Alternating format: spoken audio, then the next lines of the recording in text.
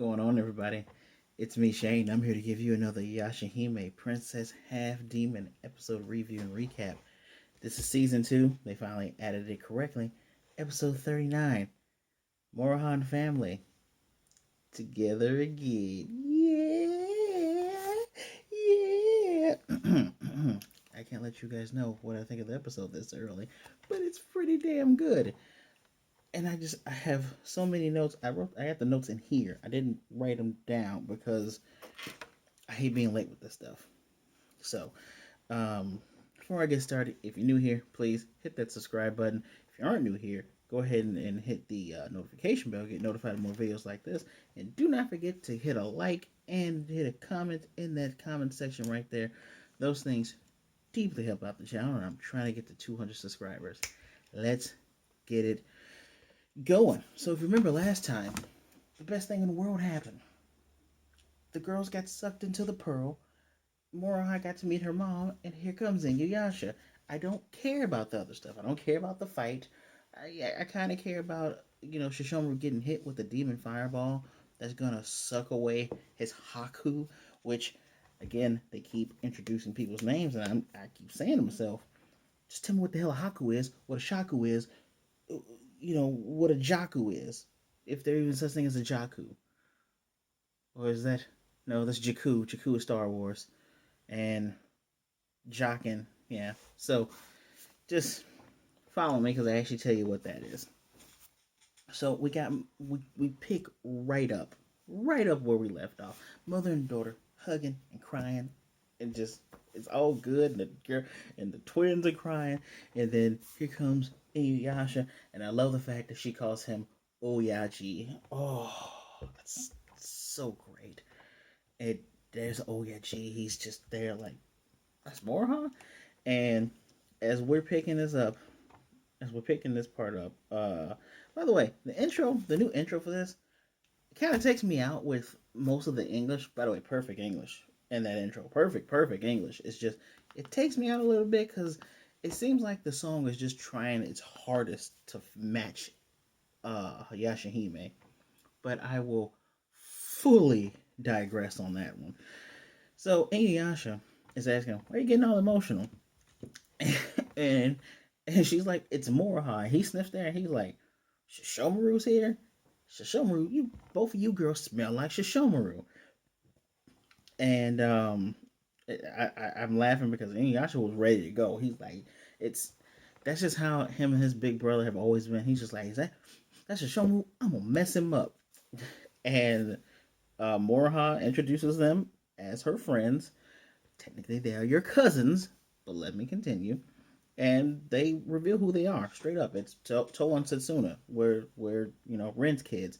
And Kagumi's like, oh wow, you guys have gotten big. I helped deliver you, by the way. What? So many. First of all, I love when characters pass on information to one another.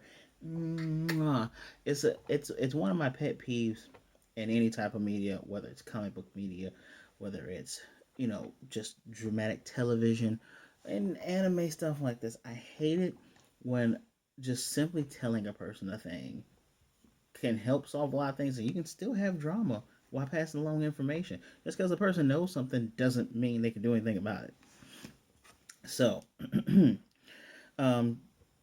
Toa calls Kagome by name. She's like, "How do you know my name?" And she looks and she's like, "Wait a minute. I recognize your outfit. You're from such and such school." I didn't even bother writing the school down. She's like, "Yeah, but then I transferred to St. Gabriel." Of course, I can remember St. Gabriel, right? She's like, "Wow, you must be really smart." She's like, "Not really. I was raised by the Higurashi family." She's like, "Wait. You were raised by my family? What?" And when she's trying to turn and tell Inuyasha about the connections they all have, Inuyasha's having a stare down with his daughter. Like, you see the static in the air, and it's instantly a funny moment. We need it so much. We need a moment to breathe from all the heaviness from the last 4 to 5 episodes, and this was so good for that because they was just staring each other down. They're both, and it's very dog-like because they are dogs. If you think about it, when dogs are first introducing, your pups to one another, or if you take a pup away and you bring them back to introduce it to the mother or father, it's gonna be kind of like a wait a minute, I think I know you kind of thing, right? And let me scroll back up here. And um, Kagome tells Inuyasha, "Stop being silly. Say something to your daughter." And he's blushing nervous. He's like, I know that. I'm just trying to come up with something." And Toa tells Moroha the same thing. "That's your dad. Talk to him." And she says literally the same thing. "I know that. I'll say something." And this is just too adorable. Um, everyone has funny faces, and it's the best line delivered by Kagome. "Yeah, it's obvious those two are related." And she asks Toa for some help. They literally push each other together, and they say, "Stop being bashful." And they it's kind of a forceful hug at first, but then he picks his daughter up. I am so used to tall ass Sesshomaru that I forget that Inuyasha is actually pretty tall himself. He's taller than all the girls here. And he picks his daughter up. He's like, "Wow, you're very different from when you were a baby. You put on a lot of muscle." And she does the hee hee, and she's proud, and they're both laughing. And this feels like Inuyasha. I'm gonna say that at least 4 or 5 times throughout this review, so get ready. You know,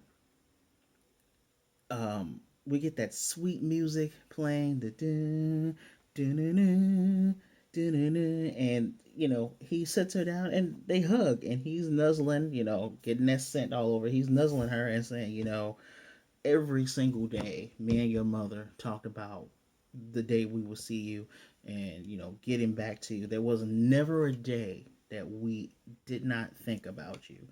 And Moroha was just like, this feeling is new for me. It's so warm. Like, this is the first time she's feeling these feelings, and she presses her face in her dad's chest, and she just lets out a deep cry. This is she's crying harder than when she had hugged her mom. This is the deepest sob. And like, I'm not gonna lie, I was there too, y'all. Everyone, there was no one that wasn't crying, because even Inuyasha, with his eyes closed, was holding back tears. Manly man Inuyasha just holding in those tears, but Kagome's crying. The twins are crying to the point Setsuna takes Towa's hand. Everyone in this family has been screwed over by this whole Kirinmaru plot. I'm using plot in air quotes, y'all, because if it were someone else wrote season 2, I'm just throwing that out there, but I'll get to that in a second. Um, and so she just it's one of the most touching moments ever, and I think it's encapsulated by the fact that their his dad, their grandfather, Great Dog Demon Skeleton, is right there in the horizon, looking down on them.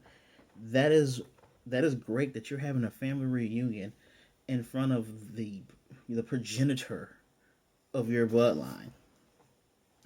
And so now we're back. Oh man, we're back in well, feudal era. So we're outside of the Black Pearl, and now Ren and Jock can find Sesshomaru, and he is messed up. Like the demon fireball is stealing his Haku. And again I go, what the hell is Haku? And even Ren goes, what's Haku, bro? Oh yeah, Haku is the force inside of our bodies that makes us move. Sure, very vague. I'll take it. And she's like, well, how do we get rid of it? Only Kirinmaru can remove it, or they can use the Kyokon root. I wonder who has it. Oh, that's right. Toa has it. Jock is like, we gotta get to Toa. And Ren's like, well, where's Toa? I don't know. And Sesshomaru does that cool anime whisper where you can't hear anything he's saying. And Ren comes in. She's like, the Black Pearl. He's like, damn, they're all in the Black Pearl. Okay, so they went to go get Inuyasha. I'm gonna use the staff of two heads to find the pearl. Never understood how that thing finds people or finds the Black Pearl. Hang on to your butts, because this is some good lore in here. So Kirinmaru's still looking for him. He's like, hey, you don't show up, I declare that a victory, bro. So I need to get a Kuru. I need to get to this whole time wheel of ages. He's as a matter of fact, you know what? You're gonna die anyway, right? All your energy's gonna be gone. You're gonna die, and Akuru's gonna see I'm worthy, the wheel of ages, and they're gonna be like, I'm good, and the Great Dog Demons clan ain't nothing because you died. he's full on crazy pants now. Like, remember Kirinmaru in season 1, who was like, he's this evil force that has evil motivations, but he has this type of valor. He won't fight women, still won't fight women. He won't, he doesn't try to kill children or anything like that, but he's super prideful, super arrogant. Is all about what he needs to do. Hates humans and half demons, but he seemed like he was a little bit sane at least, and his sister seemed like to be the crazy pants. No, crazy pants runs in the family because he's just full on nutso crazy. And now Moroha sleeps. She's sleeping on her dad's lap, and her dad this man is a good daddy. He a good daddy. Hey, Yasha a good daddy. And Toa is showing Kogome smartphones. She's like, this is how phones work now? She's like, yeah, it's called a smartphone. He's like, yeah, when I had a phone, I used to flip open like this. And then that really made me feel old, guys, because I had a flip phone too when I was growing up. And she tells her, yeah, it's called a flip phone. And she shows her pictures, shows her Sota. She's like, whoa. That's Sota. Who's that? Oh, yeah, that's Mama May. That's little daughter, whatever daughter's name is. I don't remember. I don't even think mom's name is May. I think May is the daughter's name. But she's like, wow, he is an adorable wife and daughter. She shows her mom, who, she looks pretty good for her age. Kagome, you get your MILF genes from your mom. Shows granddad. Even the cat is still alive. It's been 14 years. That cat has to at least be 20. I'm going to just call it now. The cat's name is Bofu. I think Bofu is a demon. Just putting it out there. And she's stroking Moroha's cheeks like, man, it really has been 14 years. Interesting thing I note here, she's been in the feudal land for a long time. How does her phone still have battery? Has she legitimately just kept it off this entire time? Does she use demon energy to power it? These are questions that don't really need an answer. I'm just pondering it. And so we get our first example. Now this might have gone over some people's heads. We get our first example of how Kagome from the late 90s, early 2000s era, she's a very girly girl. Setsuna's a warrior, and Toa has never really been the girly girl. And she's saying, time moves completely different in the Black Pearl. They couldn't tell that years have passed, right? But she's like, look at how smooth my skin still is. I still look so young. And they're like, yeah. And she's like, you don't really seem deeply interested. And that is an interesting interaction. You have to pay attention to stuff like that because while it may seem like a joke or a throwaway thing, no, it's showing the difference in characters. Kagome comes from this era, and she was very girly. If you remember her school life in those episodes, she was super girly.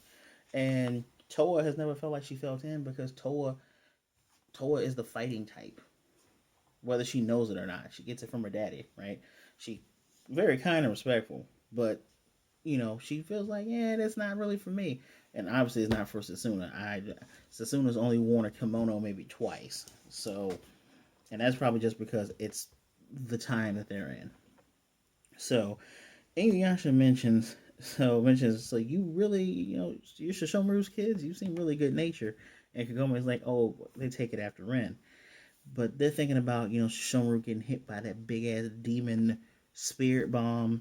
And I love Inuyasha. I love how crass he is because he's digging in his ear, going, "Wow, Sesshomaru got trounced by Kirinmaru, and both of his nieces are just looking like, oh." And what I would have expected them to be like, don't you talk about our daddy like that. No, they're super respectful. They realize, first of all, they realize how strong the dad is. So then they probably realize how strong Inuyasha is. So they are what you would want from kids to like give your elders, like you don't understand the relationship that they have. We all understand the relationship that Inuyasha has with his bigger brother. But they're pretty respectful about this because even then, and I think this is where I get annoyed with Kagome. He says, and when they look shocked, he's like, "Look, Sesshomaru's super stubborn. He's not going to die that easy." And this is the nicest thing I ever remember him saying about his older brother. And he's like, "I bet he's fine by now." And Kagome does the sit thing, and she's like, "They're concerned about their dad. Be more considerate." And I'm like, he's bragging about how strong his big brother is.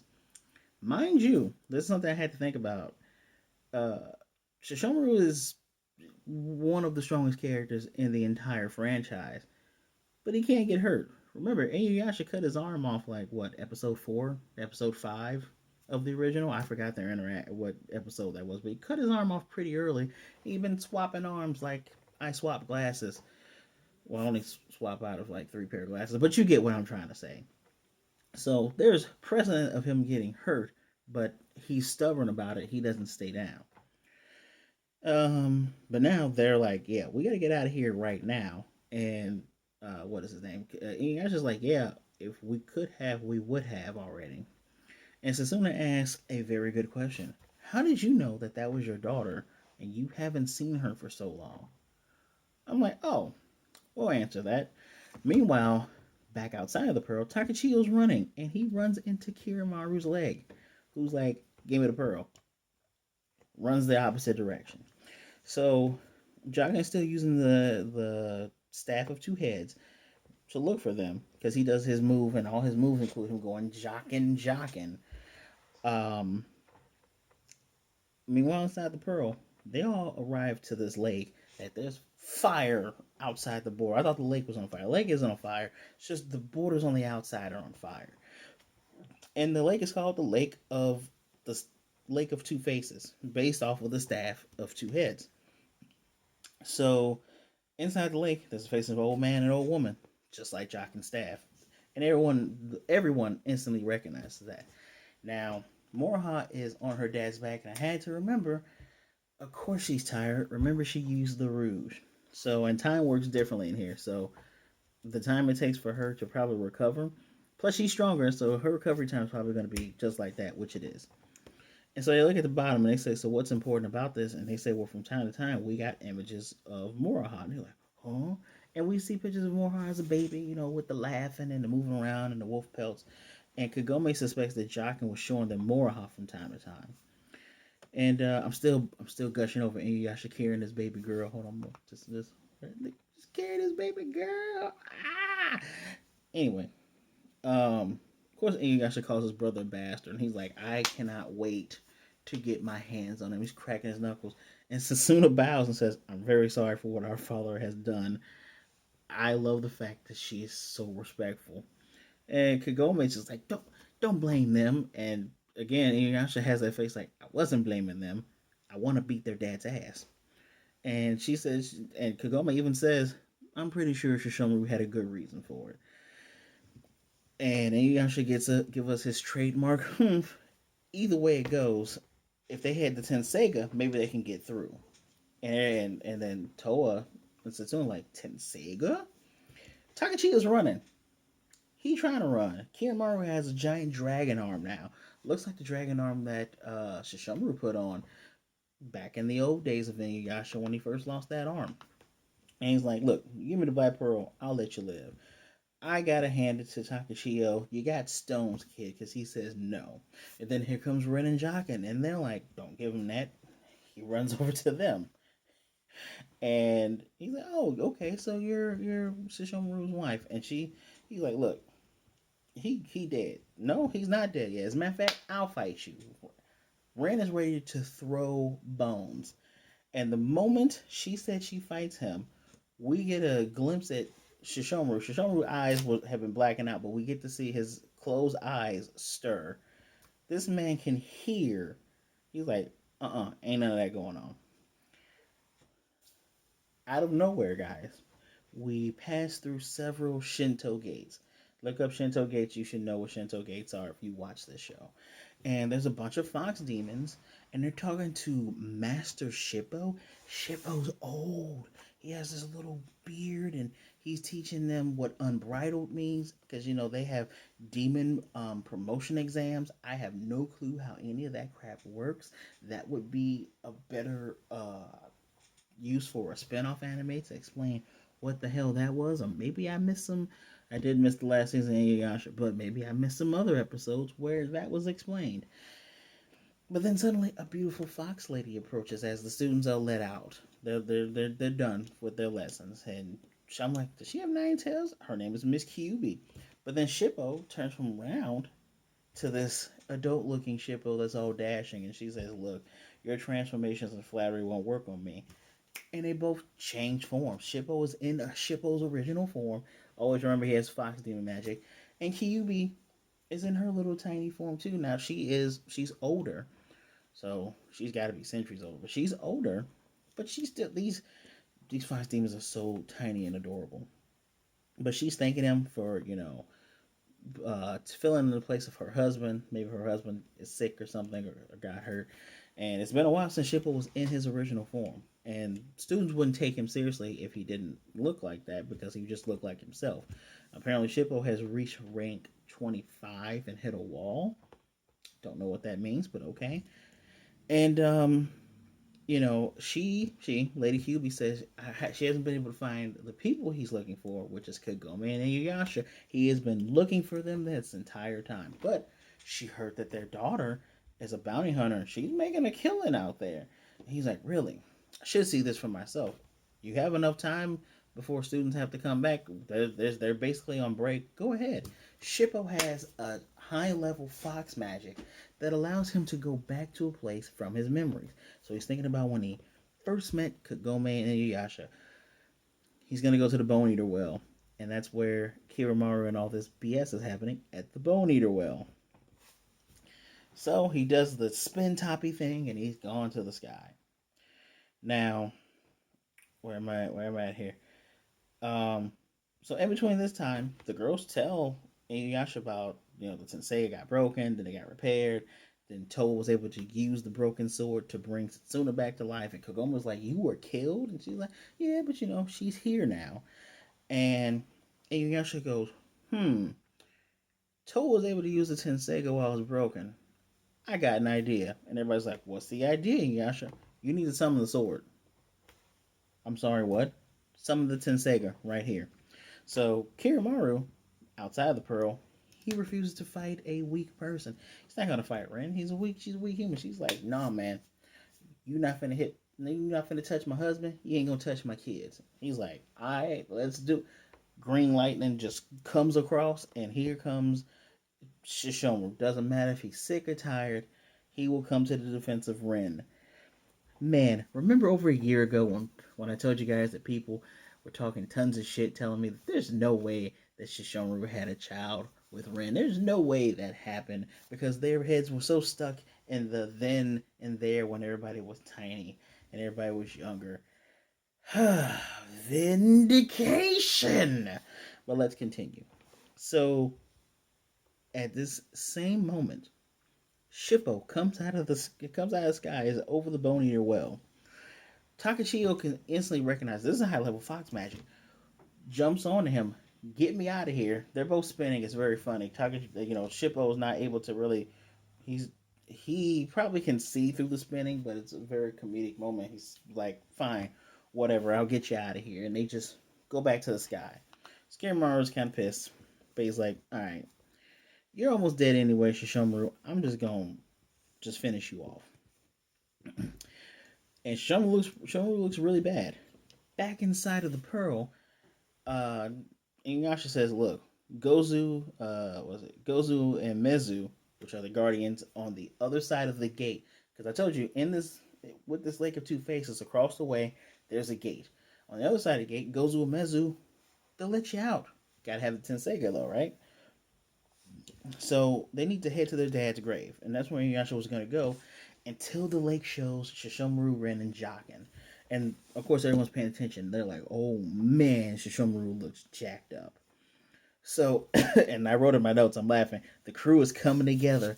You have no idea how true that is. So Sesshomaru asks, "Why have you been so obsessed with transcending ages?" And Kirinmaru, as arrogant as he is, he goes, "I'll give you a parting gift and tell you why." Guys, it has already been shown that Sesshomaru is literally 10 steps ahead. He knows that Jagen's two-headed thing can show them what's going on. And he has so much faith in his family to know that they are probably there right now. And if not, well, it's still a gamble. So just tell me what's going on with you, Kirinmaru. And Kirinmaru says 500 years from now, the Grim Comet's going to come again. The same one that, Sesshomaru and Inuyasha destroyed while, Kirinmaru was sleeping. Well, it's gonna come, and when it comes, it's gonna destroy the world. Literally, it's gonna wipe out humanity, and demons will overrun everything. Kirinmaru claims that he wants to save humanity. And everybody's looking like, why would you want to save humans? He's like, I'm not doing it for the humans. I'm doing it to show that I'm the strongest, that I am the baddest. I want the demons to fear me, and I want the humans to worship me. Wait, did I get that right? Yeah. He wants the demons to fear him, and he wants the humans to worship him. That is the only reason why he wants to do this. Ego above ego. Can't even see my hand. That's how high the ego is. That is beyond some Dio Brando shit. Anyway, Jockin's like, bro, how do you even know this? He's like, oh, I'll tell you how. And y'all, we talked about this 4 episodes ago. Remember that hand that arm? Sorry, this is my left arm. That right arm that he lost in the fight with the Great Dog Demon 500 or so years ago. Riku threw it in Boni as well. Obviously, that turned into Osumu Kirin, and he's in the current era right now in 2022. Actually, Rera era started in 2020. They name it after the emperors. It's a big thing. I really do need to start making Kamen Rider videos to explain this type of stuff. But yeah, he's like, my other half, my right arm, who I can see through, has shown me this comet is coming down, and y'all gonna die. And then we get the last frame we get is of dumb Toa going, Mr. Kirin is Kirinmaru's right arm? No shit. You are a half demon. You never thought for one moment that a dude named Kirinmaru has been causing your family issues. You never thought for one moment, I had a teacher that was kind of nice named Mr. Kirin. Wait a minute. Riku is the horn of Kirinmaru? I knew this was coming from a mile away, but yes, this is where our episode ends. The outro has Kagome talking to Toa, about stuff that's going on. It's very cute, talking about the slouch socks. I like to call them flash dance socks, the socks that the Japanese girls used to wear, the very long ones. Basically leg warmers. You might as well just call them that. And then you're like, look, we ain't got time for chit chat. Get the Tenseiga out. And she's like, cool.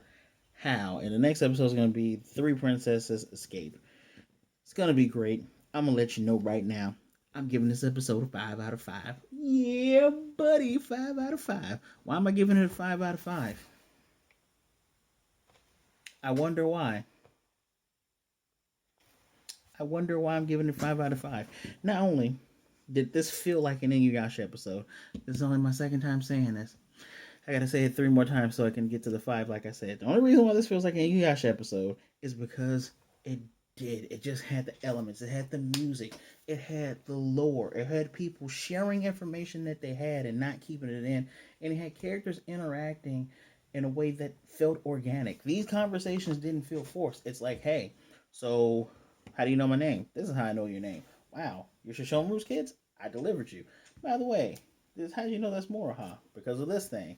This thing is related to that guy. That guy happened to be the guy that helped raise you and our kid. By the way, that guy is, like, I don't know why Jocken is, I don't know how Shomaru got to be Jocken's master. It doesn't really matter, but yeah, that's, technically you guys is butler. That's your Alfred. By the way, he's with your mom. Who's with your dad, who's going to stop this guy from killing your mom. And now we're going to wrap everything up in a tight little bow. Excellent episode. Excellent by far. The best. And this is why I say season 2 had to have been written and directed by someone completely different. Because this, from the beginning, has had a direction. The villains have weight. Sure, the Zero stuff lasted like maybe 5 episodes, and she maybe fought for like 1.5 of it. But stuff was given weight, and it's just the 4 perils, or the 4 poops, as we should call them, did nothing except for kill Moroha's sword teacher Yagawari, who should have gotten more screen time if she was the one that taught her how to use a sword. Right? First season seemed directionless. It's just like, hey, we got to get back Ren. Okay, but where's everybody else? Literally, whoever was writing this season was like, yeah, don't know why you guys didn't put Shippo in this and explain where he is. It's cool. I'll write in where Shippo has been the whole time. I'll even say that he's not an idiot and not a douchebag and will actually look for his friends and care about them. Matter of fact, he has a way of getting there instantly. As a matter of fact, in the flash for what's happened next season, that's actually where Shippo and Takachiyo went. There with Sango. And apparently Sango's twin daughters like Shippo being cute way more than ugly old Takachiyo, who, like I said in the very beginning, is the poor man Shippo. I don't know whoever wrote this probably thought that people would instantly like Takachiyo. We don't really like our cute characters to be obstinate unless they're super cute. Just saying. I've been so excited for this episode. It's been such a long week waiting for it. But now, here's one plot hook, guys, for this Inuyasha show. That's four, but it's feeling like Inuyasha. That's five.